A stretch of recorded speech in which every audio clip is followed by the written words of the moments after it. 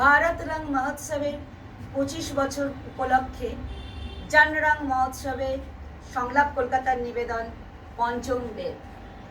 নির্দেশক ডক্টর কুন্তল মুখোপাধ্যায়।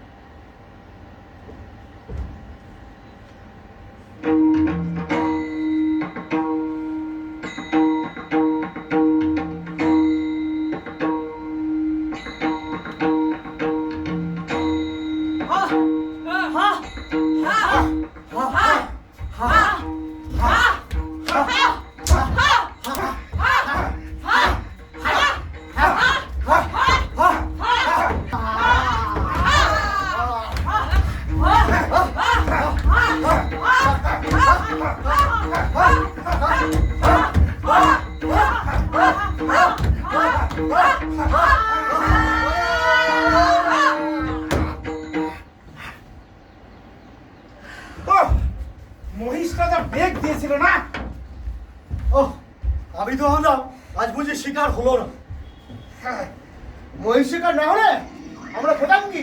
কতদিন আর এই উপবাসে থাকা যায়? কাঠের চুলায় ঝলসে নিয়ে খাওয়া হবে।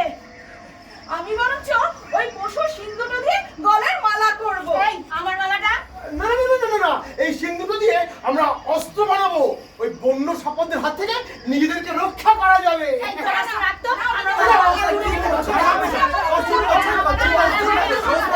স্বস্তি স্বস্তি, শান্ত হও, শান্ত হও। প্রণাম মহর্ষি মহোদয়। শোনো, তোমরা ক্রীড়ার ছলে যে কাজ করছিলে তা অপূর্ব ছিল। এই যে যেটা ঘটে গেছে তা আবার নতুন করে ঘটানো, এই হলো অভিনয়। হ্যাঁ, এই হলো অভিনয়। জীবনের বাস্তব ছবি, যা দেখে মানুষ হাসবে, কাঁদবে, উদ্দীপ্ত হবে, সেটাই অভিনয়। এরই সূত্র ধরে বলা যায় কৃতানু করণম নাটকম। আর বেঁচে থাকার জন্য যে জীবনের সংগ্রাম, যে শব্দে অন্যে উজ্জীবিত হবে, যা আমাদের আনন্দ দেবে। আমরা আমাদের অভিজ্ঞতা অন্যদের বন্টন করব। নিজের আনন্দ, সুখ, দুঃখ সবার সাথে ভাগ করে নেব। হ্যাঁ, সেটাই অভিনয়। এরই কথ্য এবং লিখিত বাচন হলো নাটক। ব্রহ্মা যাকে বলেছেন পঞ্চম বেদ। কিন্তু আমরা তো জানি বেদ 4 প্রকার। ঠিক, বেদ 4 প্রকার: ঋগ্বেদ, সামবেদ, যজুর্বেদ আর অথর্ববেদ। আর এই 4টি বেদের মূল উপাদান নিয়ে গঠিত পঞ্চম বেদ, নাট্যশাস্ত্র। সকালবেলা সূর্য যখন আমাদের চোখে পড়লো, তখনই ভাবা হলো শিকারে যেতে হবে।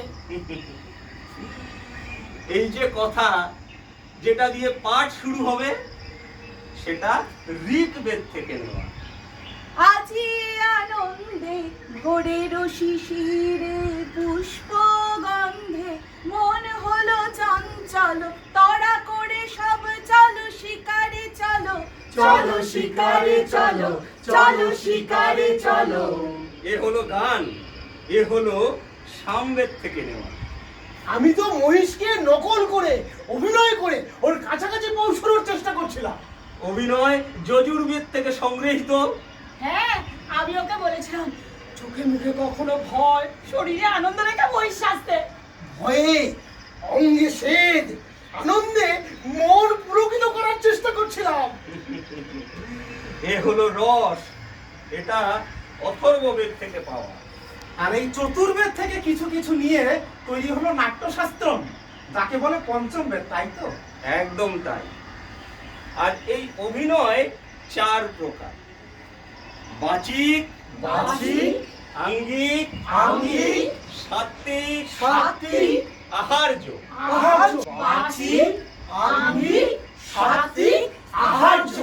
প্রভু, আমরা তো নিছকই কি করেছিলাম সেটাই দেখাচ্ছিলাম।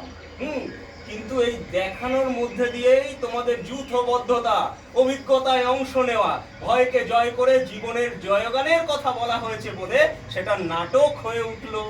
প্রভু, তবে কি অভিনয় স্বাভাবিক? স্বাভাবিক, তবে নিয়ন্ত্রিত স্বাভাবিক। শোনো, নাটকের উদ্দেশ্য হলো শোক, তাপ, দুঃখ, যন্ত্রণা থেকে মুক্তি দিয়ে আনন্দের সন্ধান করা। জেনে রেখো, নাটকে এমন কোনো জ্ঞান ব্যবহার করা হয়নি যেটা নাটকে ব্যবহার করা হয়নি। মানুষের বেঁচে থাকার জন্য, শিক্ষার জন্য নাটক বলো, অভিনয় বলো, তাই হলো দর্পণ। এসো সবাই মিলে একসাথে বলি, আনন্দময় এ জগতে পরিপূর্ণ থাকো, আনন্দময় জগতে পরিপূর্ণ থাকো। উন্মুক্ত পৃথিবী, নির্মল আকাশ, উন্মুক্ত পৃথিবী, নির্মল আকাশ, আর পবিত্র বাতাস আর পবিত্র বাতাস। মানব জীবনে সর্বদা জাগরুক থাকো। মানব জীবনে সর্বদা জাগরুক থাকো। আনন্দ, আনন্দ, আনন্দম।